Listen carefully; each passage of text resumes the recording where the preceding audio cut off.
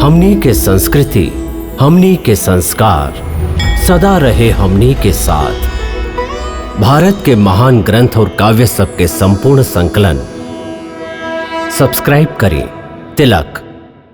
बालक, हम कैसन शपथ मत दा कि हम बेबस हो जाएं। हे राम, ये आप क्या करत हैं?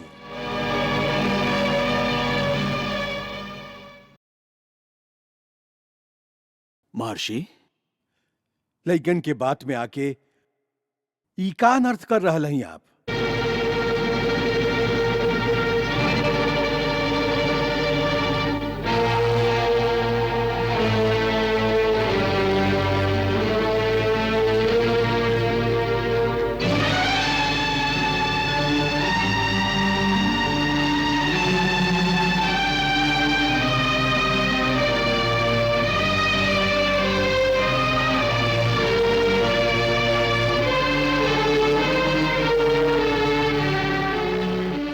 कल्याणमस्तु।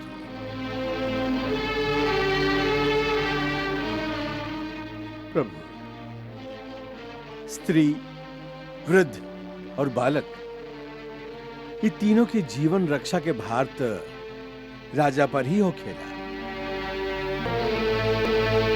अपराध होखला पर भी उनका पर राजा के हाथ ना उठेला। महर्षि, ये बालक बहुत हठी बाड़न। बाल हठ ता सभे जानेलन महाराज, बाकी बाल हठ के उत्तर राज हठ ता ना हो सकेला।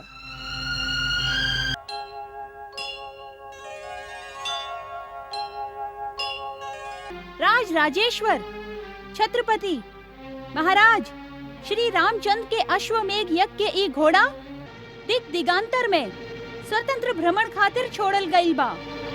एकर आगे नतमस्तक होके वालन के महाराज राम के शरण प्राप्त होई, और जे एकरा पकड़े के दुस्साहस करी ओकरा श्री राम के सेना से युद्ध के चुनौती स्वीकार करे के पड़ी।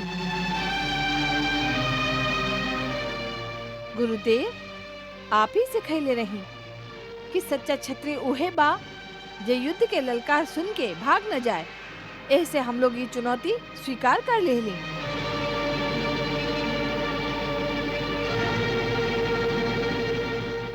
और दूसरा कारण, कुश भैया के महाराज राम से कुछ प्रश्न पूछे के रहे। ऐसे हम सोच ली, वैसे तो हमार भेंट महाराज राम से ना हो सकेला। यदि घोड़ा पकड़ ले तो ओकरा छोड़ावे खातिर महाराज राम स्वयं आई हैं, और कुश भैया उनका से प्रश्न भी पूछ ली हैं। पूछा, का प्रश्न पूछे चाहता? एक ही प्रश्न बा महाराज कि हमार गुरुदेव कहेलन कि आप मर्यादा पुरुषोत्तम हैं। बाकी कहवा के मर्यादा बा कि वो पत्नी के जेकर पवित्रता पर आपके स्वयं विश्वास बा, खाली कुछ लोग के निंदा के कारण त्याग कर दिहल जाए और ओकरा असहाय अवस्था में वनवास के दुख भोगे पर बेबस कर दिहल जाए। ये कौन सा धर्म बा? राजधर्म।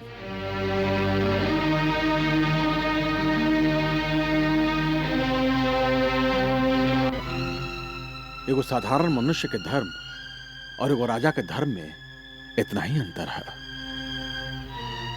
एगो साधारण मनुष्य के प्रधान धर्म है अपन पत्नी, अपन बच्चा, अपन भाई बहन, माता पिता और निकट सगा संबंधी के रक्षा कईल, उनका सुख पहुंचावल, और यदि कठिन समय आवे तो दुख में उनका साथ दिहल।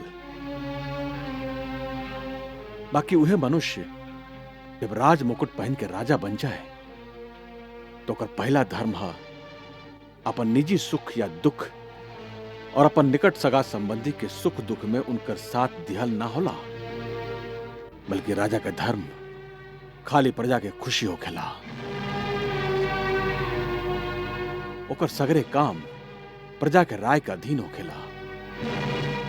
फिर चाहे निजी तौर पर ओकरा सुख होखे या दुख, ओकर कर्तव्य तो उहे है जैसे प्रजा के कल्याण होखे प्रजा आनंदित होके और जे में प्रजा के राय होके, उहे ओकर पहला धर्म भी है, उहे ओकर आखिरी धर्म भी है। एकरे के राजधर्म कहल जाला। तो एकर अर्थ ई बा कि ई अन्याय आप ना अयोध्या के प्रजा कैले बा।